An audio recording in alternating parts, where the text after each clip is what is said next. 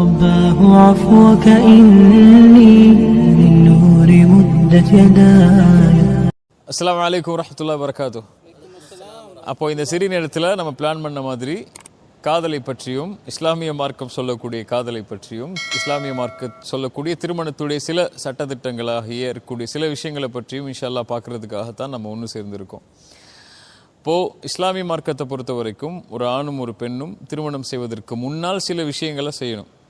அந்த அடிப்படையில் இன்றைக்கி இருக்கக்கூடிய சோஷியல் மீடியா காலத்தில் ஒரு ஆணும் ஒரு பெண்ணும் திருமணம் செய்கிறதுக்கு முன்னாடி என்ன செய்கிறாங்கன்னா, பெண் பார்க்குறோம் ஆண் பார்க்குறோங்கிற விஷயத்த சோஷியல் மீடியாலே அமைச்சு கொள்கிறாங்க. இன்ஸ்டாகிராமில் பெண் தேடுறாங்க, ஆண் தேடுறாங்க, அல்லது ஃபேஸ்புக்கில் ட்விட்டரில் கொஞ்சம் வசதி இருந்துச்சுன்னா ப்ரொஃபஷனலாக இருந்தாங்கன்னா லிங்க்டின்ல இந்த மாதிரி தனக்கு தேவையான துணையை தேடக்கூடிய சோஷியல் மீடியாவுடைய முசீபத்தான அல்லது கலியுகத்தில் நம்ம எல்லாம் வாழ்ந்துட்டுருக்கோம். சோஷியல் மீடியாக்களில் யார் இஸ்லாமிய போஸ்ட் அதிகமாக போடுறாங்களோ, ஒரு ஆண் அதிகமாக போட்டான்னா அவன் இஸ்லாமிய மார்க்கத்தில் அதிகமாக ஈடுபாடோடு இருக்கிறாங்கிற ஒரு பார்வையில் பெண்கள் அவருக்கு பின்னாடியும், அதே மாதிரி இஸ்லாமிய போஸ்ட்டோ வீடியோவோ போடக்கூடிய பெண்களுக்கு பின்னாடி அந்த பெண் இஸ்லாமிய மார்க்கத்தை முழுமையாக பின்பற்றக்கூடிய தீன் உள்ள பெண் அப்படின்னு சொல்லி ஒரு போஸ்ட்டையும் ஒரு வீடியோவும் அளவீடாக வச்சு அந்த பெண்ணுக்கு பின்னாடி ஆண்கள் போகக்கூடிய காட்சியும் இன்றைக்கி சோஷியல் மீடியாக்களில் சாதாரணமாக இருக்கிறத பார்க்குறோம்.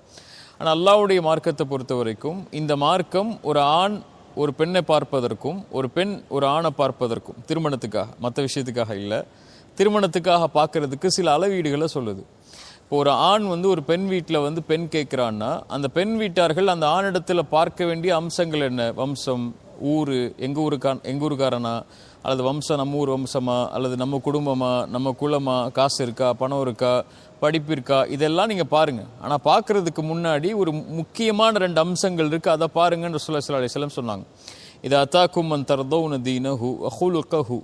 உங்களிடத்தில் உங்கள் பெண் பிள்ளையை கேட்டு ஒருவர் வர்றாரு, அவரிடத்தில் தீன் இருந்தால், மார்க்கம் இருந்தால், வஹுலுகஹு நல்ல குணம் இருந்தால், ஃபஸவ்விஜூஹு அந்த ஆணை உங்களுடைய பெண்ணுக்கு திருமணம் முடித்து கொடுங்கன்னு அல்லாஹ்வுடைய தூதர் ஸல்லல்லாஹு அலைஹி வஸல்லம் சொன்னாங்க. இப்போ 2 தான் அளவீடு, 2 கீ தான். ஒன்று தீன், இன்னொன்று ஹுலுக். தீன்னா என்ன? அல்லாஹ்வுக்கும் அல்லாஹ்வுடைய தூதருக்கும் கட்டுப்பட்டவராக இருக்கணும். 2வது ஹுலுக், அவரிடத்தில் நல்ல குணம் இருக்கணும். இன்னைக்கு இந்த 2 புரிந்து கொண்டாலே ஒரு ஆண் பெண்ணை பார்க்கறதுலையும் பெண் ஆணை பார்க்கறதுலையும் இருக்கக்கூடிய மார்க்க பிரச்சனைகள் முடிஞ்சிடும். தீன் வேற, ஹுலுக் வேற. தீன் என்ன? ஒருவர் தொழுவார், ஜக்காத் கொடுப்பார், நோன்பு வைப்பார், ஹஜ்ஜு செய்வார். ஆனால் அவரிடத்தில் நல்ல குணங்கள் இல்லைன்னு சொன்னால் இந்த ஜக்காத்தோ இந்த தொழுகையோ இந்த நோன்போ பலனளிக்குமா? இருக்காது. ரசூலுல்லாஹி ஸல்லல்லாஹு அலைஹி வஸல்லம் ஹுலுக்குக்காக, குணத்திற்காக சொன்ன அளவீடு என்னன்னா, ஒரு ஹதீஸில் அல்லாஹ்வுடைய தூதர் ஸல்லல்லாஹு அலைஹி வஸல்லம் இதுக்காக துஆ செய்ய சொன்னாங்க. நமக்கெல்லாம் தெரியும் என்ன ஹதீஸ்? அல்லாஹும்ம கமா அஹ்ஸன்த ஹல்கி அஹ்ஸின் ஹுலுகி. யா அல்லாஹ், என்னுடைய வெளி அழகை எப்படி நீ அலங்கரித்தாயோ அது மாதிரி எனக்கு உள்ள ஒரு அழகு இருக்கே அல்லாஹ், அந்த உள்ள அழகு குணம் ஹுலுக், அந்த குணத்தையும் அலங்கரித்து விடு. எப்படி வெளியே குறை இல்லாமல் நான் இருக்கிறேனோ அந்த மாதிரி உள்ள அந்த குணத்துடைய குறையும் இல்லாத ஒரு மனிதனாக என்னை அழகானவனாக மாற்றிவிடியா அல்லாஹ் என்று அல்லாஹ்விடத்தில் கேட்குமாறு அல்லாஹ்வுடைய தூதர் ஸல்லல்லாஹு அலைஹி வஸல்லம் சொன்னாங்க. ஹுலுக் என்பது உள்ளம் சார்ந்த விஷயம், அது செயலால் வெளிப்படும். ரசூலுல்லாஹி ஸல்லல்லாஹு அலைஹி வஸல்லம் தீனுக்கும் ஹுலுக்குக்கும் உள்ள வேறுபாடாக சில ஹதீஸில் நமக்கு சொன்னாங்க. ரசூலுல்லாஹ்விடத்தில் ஒரு மனிதர் கேட்கிறார், அல்லாஹ்வுடைய தூதரே, ஒரு பெண் இருக்கிறாள், அவள் இரவுடைய வணக்கத்தை தொழுகிறாள். அப்போ இரவுல தொழுகிறான்னா ஃபரதான தொழுகையும் தொழுதுருவா. பகல் முழுக்க நோன்பு வைக்கிறாள். பகல் முழுக்க நோன்பு வைக்கிறான்னா ரமதான் மாதத்துடைய நோன்பையும் வச்சிருவா. அப்போ கடமையான வணக்கத்தையும் உபரியான வணக்கங்களையும் செய்கிறாள். அல்லாஹ்விடத்தில் இருக்கக்கூடிய எல்லா வணக்க வழிபாட்டிலையும் சரியா இருக்கிறார். ஆனால் அந்த பெண்ணால் அந்த வீட்டுடைய பக்கத்து வீட்டார் நோவினை செய்யப்படுகிறார் நாவால். பக்கத்து வீட்டில் இருக்கக்கூடிய உங்களோட நாவால பிரச்சனை பண்ணி கொண்டு இருக்காங்க, தீங்கிழைச்சு கொண்டு இருக்கா அந்த பெண். இந்த பெண் யார்? ரசூலுல்லாஹி ஸல்லல்லாஹு அலைஹி வஸல்லம் சொன்னாங்க, அவள் தொழுகிறாள்ல பரவாயில்ல, நோன்பு வைக்கிறாள்ல பரவாயில்ல, அவள் கியாமுல் லைல் தஹஜ்ஜுத் தொழுகிறாள்ல பரவாயில்லன்னு ரசூலுல்லாஹி ஸல்லல்லாஹு அலைஹி வஸல்லம் சொல்லலை. லா கைர ஃபீஹா, அவள் இடத்துல ஒன்றுமே இல்லைன்ட்டாங்க. அந்த நன்மையெல்லாம் நன்மையே இல்லைன்ட்டாங்க. அவள் என்ன தொழுதாலும், நோன்பு வச்சாலும், ஹஜ்ஜு செஞ்சாலும், அவளது என்ன இரவு வணங்கினாலும், பகல் முழுக்க நோன்பு வச்சாலும் எந்த நன்மையும் அந்த பெண்ணிடத்தில் இல்லை. அந்த பெண் நரகத்தை சார்ந்தவள்னு சொன்னாங்க. இப்போ ஹுலுக்கு தான் அளவீடுன்னு நாங்கள் ரசூலுல்லாஹி ஸல்லல்லாஹு அலைஹி வஸல்லம். தீனுடைய அளவீடே நல்ல குணம்தான். அதே மாதிரி அந்த இன்னொரு பெண்ணை பற்றி கேட்கப்பட்டது, கடமையான தொழுகையை தொழுகிறாள், கடமையான நோன்பு வைக்கிறாள், அந்த பெண்ணால் யாரும் நோவினை செய்யப்படவில்லை அல்லாஹ்வுடைய தூதரே. ரசூலுல்லாஹி ஸல்லல்லாஹு அலைஹி வஸல்லம் சொன்னாங்க, அந்த பெண் சொர்க்கம் சார்ந்த பெண் என்று ரசூலுல்லாஹி ஸல்லல்லாஹு அலைஹி வஸல்லம் சொன்னாங்க. இதே மாதிரி அல்லாஹ்வுடைய இன்னொரு ஹதீஸில் கேட்டாங்க, மணில் முஃப்லிஸ், பரம ஏழை யார்? சஹாபாக்கள் சொன்னாங்க, தீனார் திர்ஹம் இல்லாத, காசு பணம் இல்லாதவர் தானே பரம ஏழை. இப்போ ரசூலுல்லாஹி ஸல்லல்லாஹு அலைஹி வஸல்லம் சொன்னாங்க, பரம ஏழை அவர் அல்ல, நாளைக்கு மறுமையில் முழுமையான நன்மைகளை சுமந்து வருவார், பெரிய பெரிய நன்மைகளை சுமந்து வருவார், மலையளவு நன்மைகளை சுமந்து வருவார். அவருக்கு பின்னாடி ஒரு கூட்டம் இருக்கும். அந்த கூட்டம் யாருன்னு அல்லாட்ட வந்து சொல்லணும்னா, அல்லாஹ் இவர் என்னை பற்றி பேசியிருக்கார், புறம் பேசியிருக்கார், என் மானத்தை பற்றி பேசியிருக்கார், என்னுடைய கண்ணியத்தை பற்றி பேசியிருக்கார், என்னுடைய செல்வத்தை சூறையாடி இருக்கார் யா அல்லாஹ் என்று குறை பேசுவாங்க அல்லாஹ்விடத்தில். அப்போ அல்லாஹ் என்ன செய்வான்? அவர் தொழுத தொழுகையை தூக்கி கொடுத்துருவான், அவர் செஞ்ச ஹஜ்ஜை தூக்கி கொடுத்துருவான், செஞ்ச நோன்பை வச்சு தூக்கி கொடுத்துருவான். எல்லா நன்மையும் பகிர்ந்தளிக்கப்படும், கொத்து கொத்தாக கொடுத்துருவான். தொழுகையெல்லாம் ஹஜ்ஜெல்லாம் கொடுத்துருவான் தூக்கி. அல்லாஹ் புறம் பேசியதற்காக, பொய் பேசியதற்காக, மானத்தை பேசியதற்காக, செல்வத்தை எடுத்ததற்காக, குறை பேசியதற்காக, அடித்ததற்காக, திட்டியதற்கான ஒரு பெருங்கூட்டம் நிற்கும்.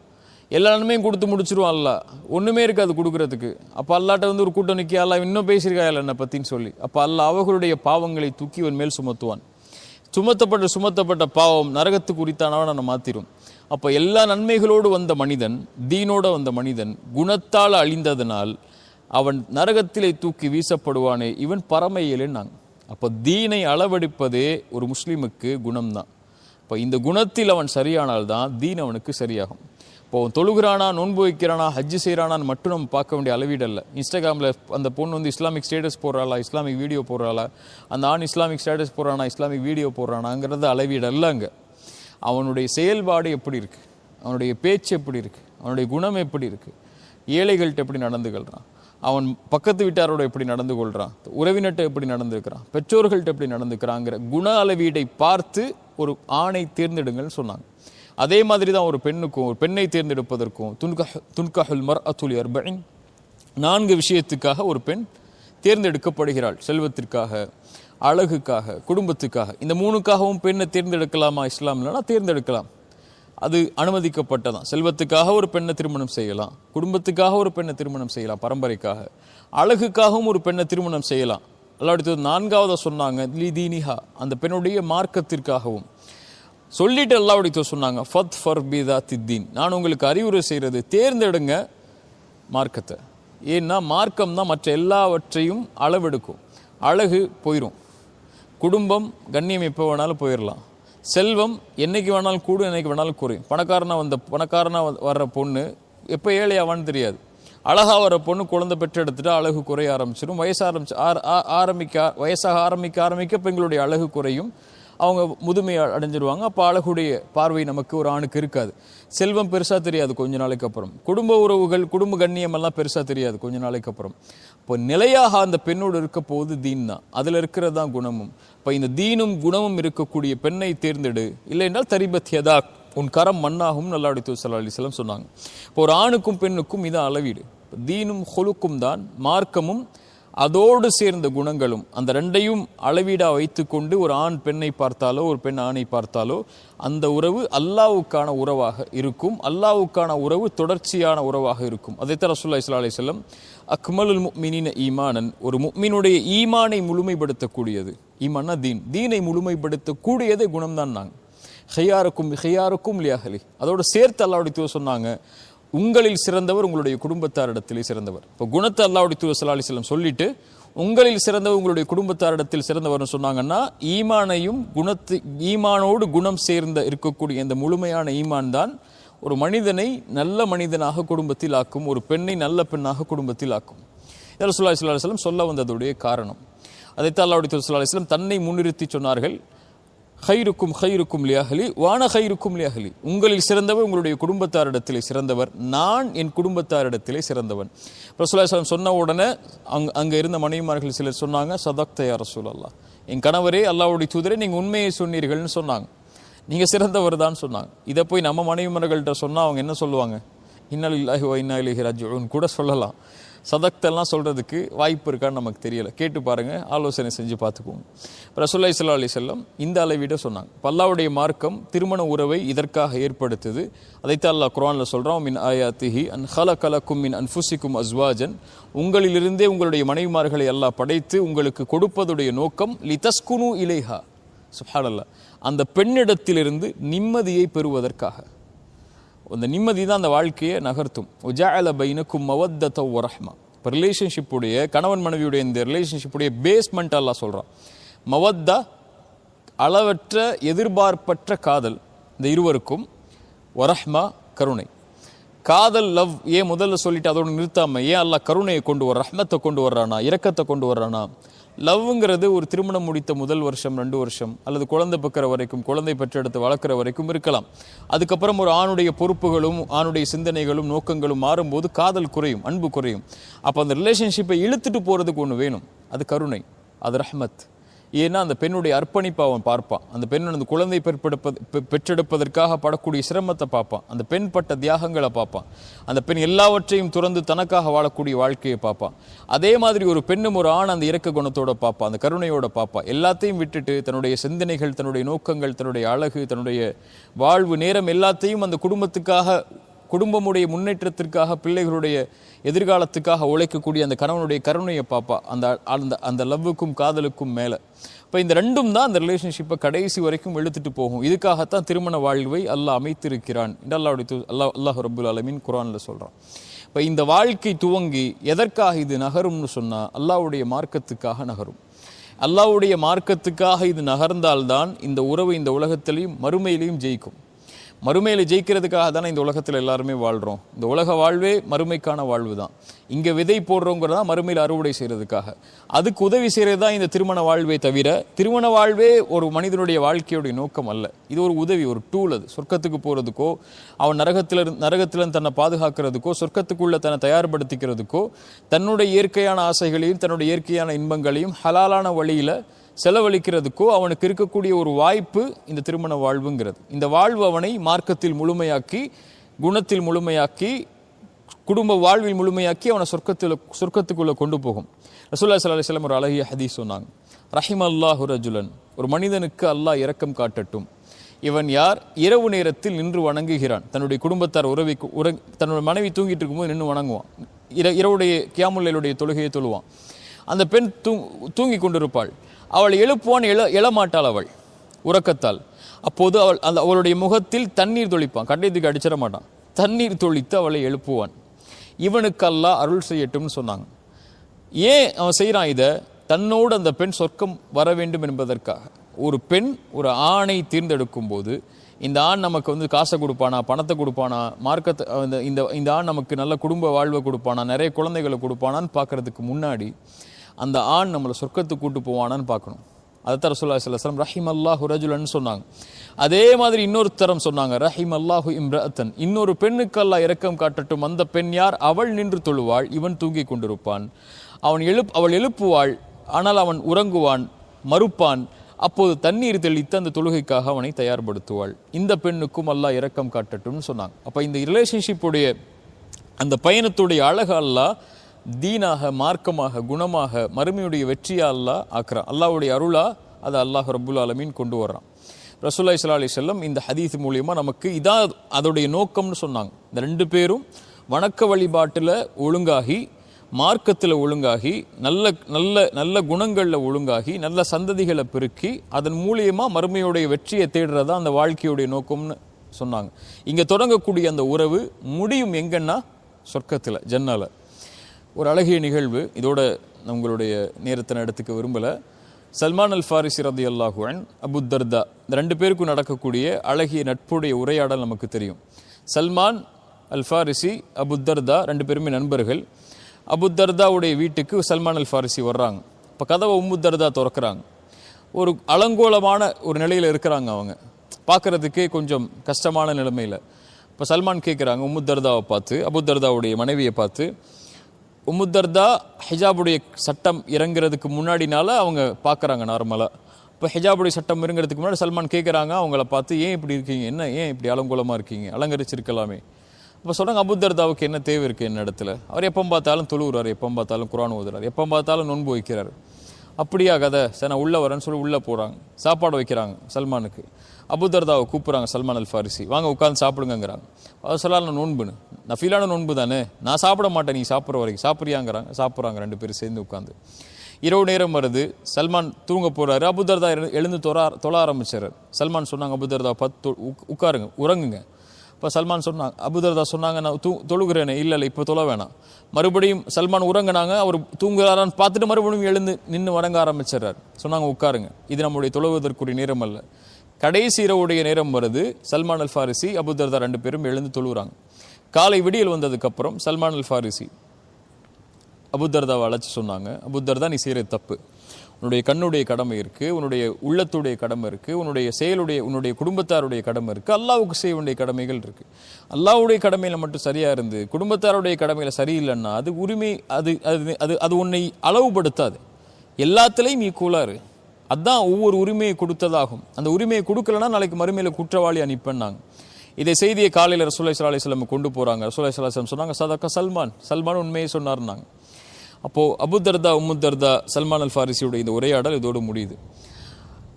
உம்முத்தர்தா அதே நிலையில் தொடர்றாங்க. அல்லாஹ்வுடைய தூதரோடு இருக்கிறாங்க, நிறைய மார்க்க சட்டங்களை அறிவிக்கிறாங்க, கற்றுக்கொள்கிறாங்க, நிறைய மார்க்க சட்டங்கள்லே இருக்கிறாங்க. அபூதர்தா பெரிய செல்வந்தரல் நிறைய முயற்சி செய்கிறார், ஆனால் அவரால் செல்வந்தர் ஆக முடியலை.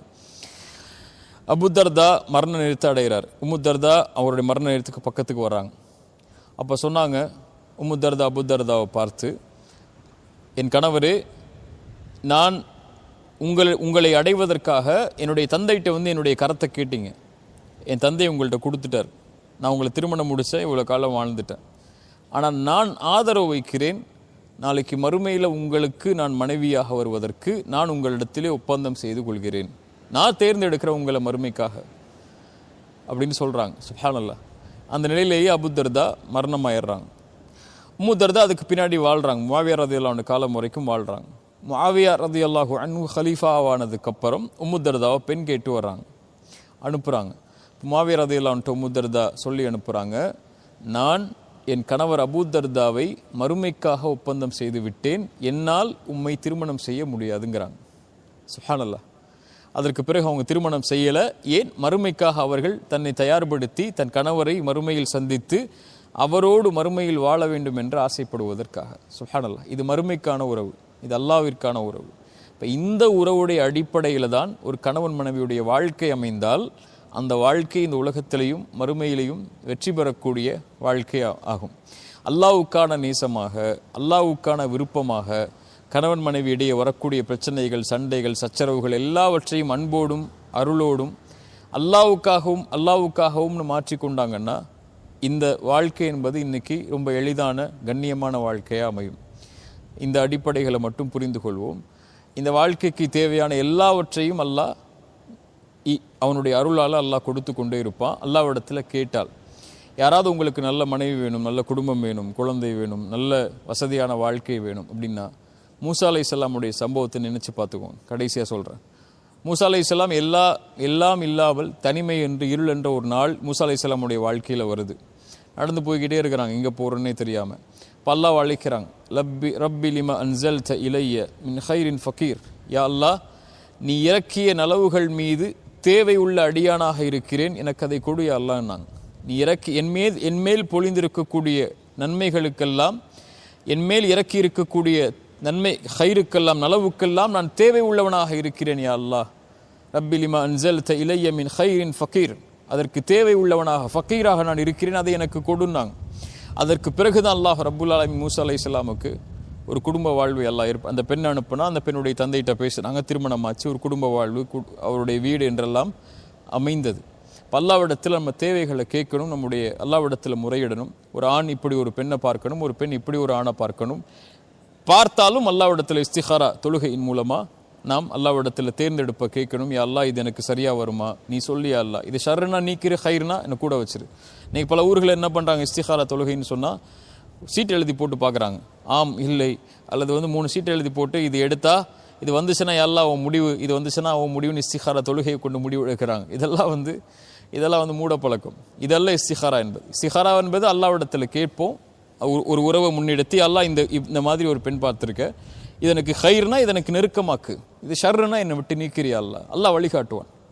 அந்த வழி அல்லாஹ் லேசாக்குவான், அல்லது அந்த வழி அல்லாஹ் சிரமமாக்குவான். சிரமமாகுதுன்னா இது அல்லாஹ்விடத்தில் ஏதோ ஹைர் இல்லை நமக்கு அப்படின்னு அல்லாஹ் உணர்த்துறான்னு அர்த்தம். இப்படி தான் அல்லாஹ்வுடைய வழிகாட்டல் அமையும். அல்லாஹ்விடத்தில் ஒப்படைச்சிட்டோன்னா அல்லாஹ் அதுக்கு வழிகாட்டலுடைய காரியங்கள் அல்லாஹ் லேசாக்கிடுவான். இஸ்திகாரா மூலமாக தேர்ந்தெடுத்து ஒரு உறவு அமைந்தால் அந்த உறவை அல்லாஹ்வுக்காக, அல்லாஹ்வுடைய திருப்திக்காக, மறுமைக்காக இந்த சஹாபாக்களுடைய வரலாறுகளை போல் நாம் ஆக்கி கொண்டால் இந்த உலக வாழ்க்கையும் மறு உலக வாழ்க்கையும் சந்தோஷமாக அமையும். ஒரு மனிதனுடைய நிம்மதியே இந்த உலகத்தில் பெண்ணிடத்தில் தான். அந்த பெண்ணே அவனுக்கு சரியாக அமையலைன்னா அவனுடைய முழு வாழ்க்கையும் கெட்டு போயிடும். ஒரு தவறான உறவுக்குள்ள ஒரு ஆணோ, ஒரு தவறான உறவுக்குள்ள ஒரு பெண்ணோ, ஒரு மீனான பெண்ணோ அல்லது மீனான ஆணோ ஒரு தவறான உறவுக்குள்ளே வந்துட்டாங்கன்னு சொன்னால் அவங்களுடைய முழு ஈமானும் அவங்களுடைய முழு வாழ்க்கையுமே இழிவா அல்லது முழு வாழ்க்கையுமே கவலையாக கஷ்டமாகக்கூடிய சூழலை தான் நம்ம பார்க்குறோம். அதில் உறவுகளை தேர்ந்தெடுக்கும் போதோ தேர்ந்தெடுப்பதற்கு முன்னதாகவோ நிதானமாக சோஷியல் மீடியாக்கள் எல்லாம் தேடாமல் கண்ணியமான முறையில் குடும்பத்தார் இடத்துல பேசி, நம்ம குடும்பத்தார்கள் அவங்க குடும்பத்தார் இடத்துல பேசி, இப்படி கண்ணியமான முறையில் முறையான முறையில் அல்லாஹ்வுடைய மார்க்கம் சொல்லக்கூடிய வழிகாட்டலோட ஹராம் கலக்காமல் எந்த ஒரு ஹராமான நிலையில் ஆரம்பிக்கக்கூடிய உறவும் ஹலாலில் போய் முடியாது. அல்லது பெரிய ஒரு அப்படி அது போயிட்டு இருந்துச்சுன்னா அதில் பரக்கத்து இருக்காது. அல்லாஹ் அதில் அவனுடைய அருளை வச்சிருக்க மாட்டான். அப்படி ஹராமை செஞ்சிருங்கன்னா அதிலிருந்து விலகி ஹலாலுக்குரிய காரியங்களை தேடி போய் திருமணத்தை ஹலாலான முறையில் நடத்துறதுக்குரிய சூழலை நீங்கள் ஏற்படுத்தி கொண்டீங்கன்னா அல்லாஹ் அதில் மிகப்பெரிய அல்லாஹ் பரக்க செய்வான்.